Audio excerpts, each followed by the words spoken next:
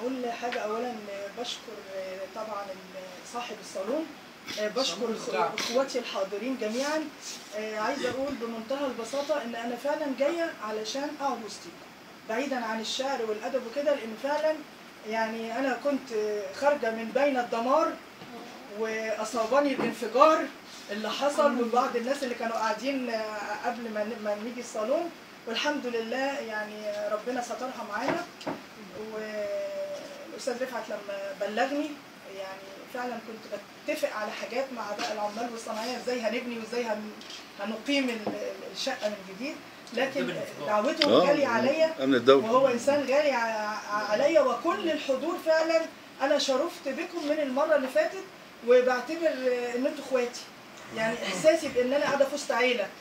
فعايزه اجدد بقى ايه النشاط، وانا ما بقولش شعر لكن هقول قصيده يعني نص ابداعي. زي بقى شعر مش شعر هو نص ابداعي. اصل انا بدات شعر، اصل الاستاذه رفعت عارف من زمان يعني وجدانيات بقلم أميمة منير جابر. بس ده من 95 يابا من 95 وكان شعر، يبقى دلوقتي هنقول ايه؟ نص ابداعي حضرتك. اتفضلي. بعنوان القصيده النص بلاش القصيده.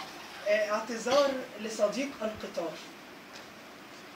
بقول: أيا صديق القطار، أنهكني السفر وأتعبتني الرحلة، ومزقني في عيونك القمر، يدعوني غائما بين السحابات لأن أحتمي بالمظلة قبل موسم المطر. أيا صديق القطار، تبعثرت أوراقي مزقتها رياح الشرق التي تهب من عينيك، فدعني أودع عرباتي في أول المحطات، إني أخشى السياحة وعربات النوم والسباحة في نهر العشق، نهر الظمأ محطمة الأشواق.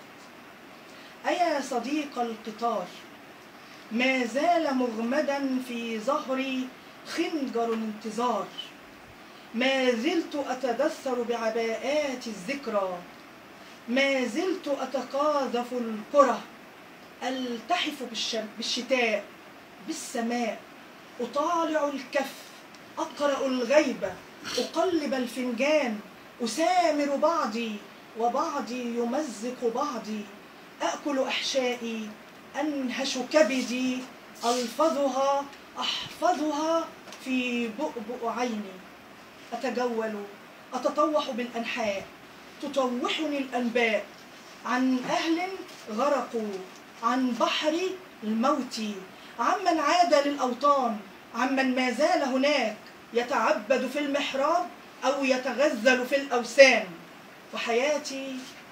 وحياتي بحر دماء، ملقاة أنا فيها من زمن للأسماك وللصياد وللأقدار، تتلقفني الموانئ، تبعثرني الأنواء، تضيعني المرافق، ويقتلني الحنان. وشهرزاد الجميلة تبيت فوق السيوف الصليلة، تنسج الحكايات الطويلة، تراقب كل ليلة مسرورة، تخشى مسرورة، يردها قتيلة، تعيش أسيرة، تحكي حواديت الأميرة، تخشى مسرورة، يردها قتيلة، تعيش أسيرة للحكايات المثيرة، وتنام شهرزاد الجميلة، نصف جفن، نصف نوم، نصف عين، تخشى مسرورة، ما زالت تخشى مسرورة، تعيش البراءة، تصون الكرامة، تحوطها الذئاب الكثيرة، تفر، ولكن إلى أين الفرار يا صديق القطار؟ وكل البشر ماتوا في المدينة. بهرتني أضواء المدينة، ذكرتني بقروي ساذج بكى تحت قناديلها في الأزمان البعيدة. إلى أين الفرار يا صديق القطار؟ والدروب الحالكة تغريني بالنهار وفي كفيك الدمار وفي عينيك النهار قد